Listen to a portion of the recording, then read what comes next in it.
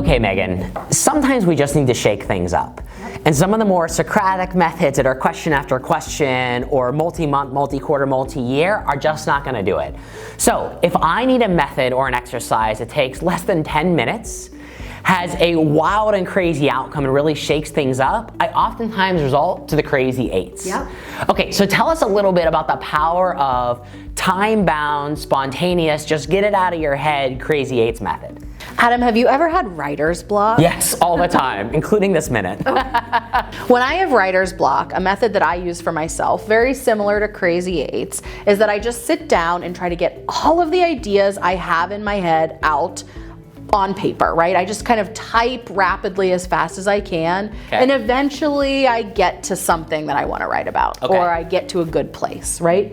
This has a very similar sort of vibe. So with crazy 8s, what we're really doing is we're putting a scenario out there on the table, and we're just asking the people in the room, in 1 minute, give me a bunch of really good, bad, cool, wild ideas. Get them out of your head and onto paper. Okay, Megan, so let's talk about our example here, which is a crowdsourcing platform, which, as we know, even in the last 10 years has evolved dramatically. How we organize resources collectively across your street, your neighborhood, your country, a global region, anything is changing, evolving, and technology is generally moving at that pace. Yeah. But at some point, our roadmap is going to start to look stale, or it's going to start to look too redundant or commoditized compared to what everyone else is doing, and we need to shake things up. So whether it's a constraint like 1 minute, 5 minutes, or 10 minutes, depending on the complexity, we don't want to get too academic here, we need to generate these ideas. And so you've built a template here I can see that allows me to put one idea in each square, in this case, of course, totaling 8. Now, what's the power in just getting whatever I'm thinking down, even if it has no ability to get executed, it's wild and crazy, it has no association with realistically what my budget is? Why am I just trying to get all my big ideas out in a quick minute or two? Well, there's a couple of reasons for that. One, sometimes those big ideas that maybe are too big, won't get funded, won't get paid for, are like blocking all of the other ideas from coming out of our heads. I see. So like getting them out of there, writing them down kind of makes way for all those other ideas to kind of flow down the pipe after them, right? That's the first reason.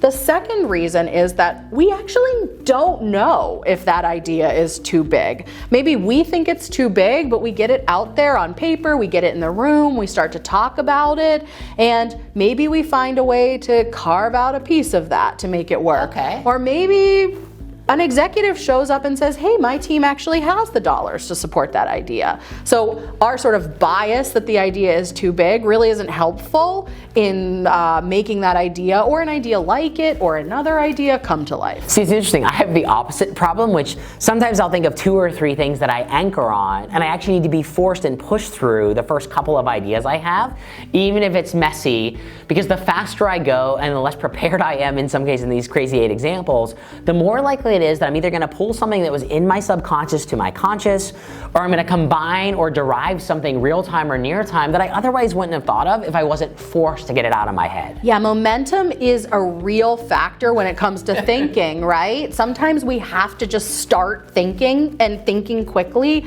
in order to get that process going. This is one of those things that does that for us. It gives us just enough structure, 8 boxes, to start that momentum of thinking. Oh, I see. Now, why not 50 boxes? So if I zoom out on my template, obviously we've shown an example where we could operate this in parallel with a variety of stakeholders or participants, users, etc. Why not have it be the crazy 100? That would be a little overwhelming, right? If I thought I had to come up with 100 ideas.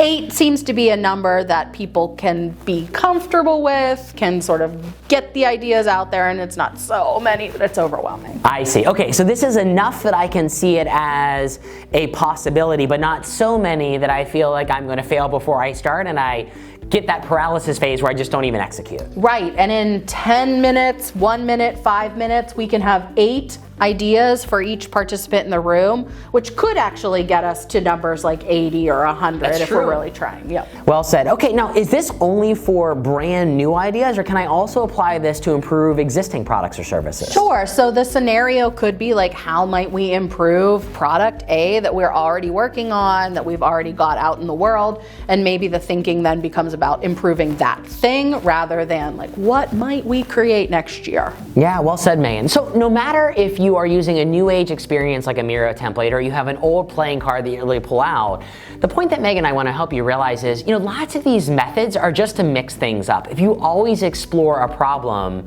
through, let's say, the 5 whys, or a journey map, or a creativity matrix, depending on your use case, this might be something else to rotate in line with some of the other videos that you have an opportunity to explore. So don't let this be the end point, just the starting point. Realize that you can try this Crazy 8s on something as simple as, how do I make school lunches this week? Or as complex as, how do I find a new therapeutic drug through artificial intelligence and machine learning? No matter what the complexity is, realize to not take yourself too seriously. The idea about fun, purpose, and passion will ultimately manifest the most value. So, on behalf of Megan and I, good luck with whatever you choose to go crazy with here. And remember that even if you don't get to 8, Crazy 4, Crazy 5, Crazy 6 is still a great starting point. Good luck. We'll talk to you soon.